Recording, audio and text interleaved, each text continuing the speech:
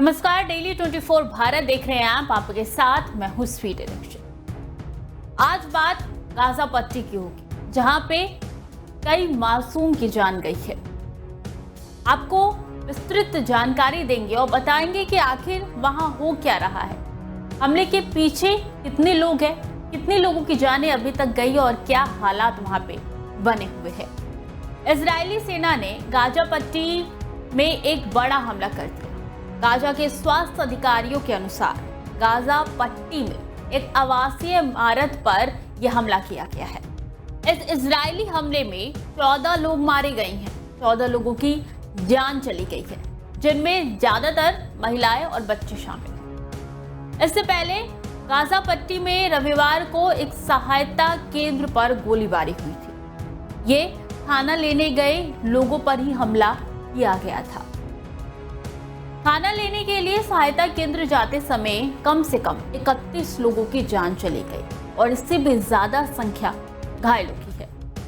जो वहां मौजूद लोग थे उन्होंने बताया कि इजरायली बलों ने इजरायल समर्थित संस्थान द्वारा संचालित सहायता स्थल से लगभग 1 किलोमीटर दूर भीड़ पर फायरिंग शुरू कर दी। सेना ने एक विस्तृत जानकारी में बताया और कहा कि उसे मानवीय सहायता वितरण स्थल के भीतर इजरायली सेना की गोलीबारी से हुई हानि के बारे में जानकारी अभी तक है ही नहीं।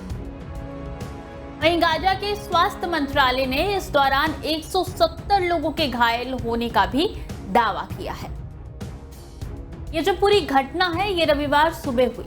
उस समय हुई जब फाउंडेशन द्वारा 16 ट्रकों के जरिए भेजी गई राहत सामग्री का वितरण शुरू हुआ। काफी दिनों से लगातार हमले हो रहे हैं, जिसके बाद से एक राहत कैंप बनाया गया। वहां पे जो भी मासूम लोग हैं, जो बचे हुए लोग हैं, जो जान बचा के भागे हैं, वहां वो रह रहे हैं और लगातार उनको खाना पहुंचाया जा रहा है। जो जरूरी सामान है वो पहुंचाया जा रहा था और यही सामान जो है उस वक्त लोगों को देने के लिए ट्रकों में भर के गया था। और वहां जो लोग मौजूद थे उनका कहना है कि हजारों लोग तड़के के सहायता केंद्र की ओर जाने लगे। जो ट्रकों में सामान आया था वो लेने के लिए जो लोग थे वो वहां पे पहुंचने लगे, लेकिन जैसे ही वो केंद्र के पास पहुंचे इजरायली सेना ने उन्हें तितर बितर होने का आदेश दे दिया और फिर भीड़ पे गोलीबारी ताबड़तोड़ शुरू हो गई। लोगों ने बताया कि इजरायली सैनिकों ने रविवार को बिना किसी चेतावनी के गोलियां चलाई। वहां पे लोग खुद मौजूद थे और उन्होंने अपनी आंखों देखी बयां की। उन्होंने कहा कि कई लोग गिरते हुए नजर आए। एक युवक वही दम तोड़ दिया, लेकिन हम उसकी मदद के लिए नहीं जा पाए। इसी तरीके से 33 साल के भी एक शख्स ने बताया कि मेरे रिश्ते के भाई और महिला की मौत हो गई जब वो सहायता लेने के लिए केंद्र की ओर बढ़ रहे थे। फाउंडेशन का भी बयान आया है। उन्होंने कहा है कि उनके निजी सुरक्षा गार्डों ने भीड़ पर गोली नहीं चलाई, जबकि इजरायली सेना ने चेतावनी के तौर पर गोलियां चलाई थी और ये बात उन्होंने खुद स्वीकार की है।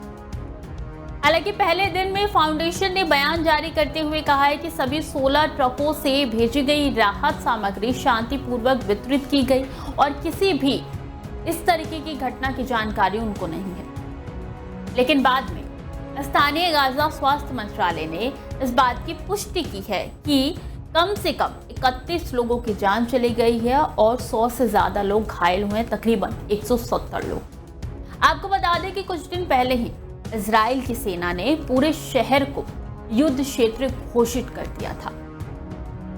एक रिपोर्ट के अनुसार हवाई हमलों में 60 से ज्यादा लोग मारे गए। इजराइल के वित्त मंत्री विजेल स्मोट्रिच ने कहा है कि इजराइल की सेना फिलिस्तीनी गाजा के जो भी बचे कुचे अवशेष है उनको मिटा दे। बीते वीकेंड में यानी कि शनिवार रविवार को भारी बमबारी में सैकड़ों फिलिस्तीनी मारे गए। गाजा नागरिक सुरक्षा का कहना है कि सोमवार को इजरायली हमलों में 91 लोग मारे गए।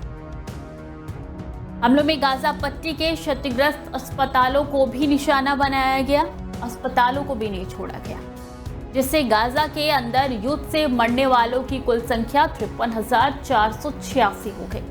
जिनमें से ज्यादातर नागरिक ही थे।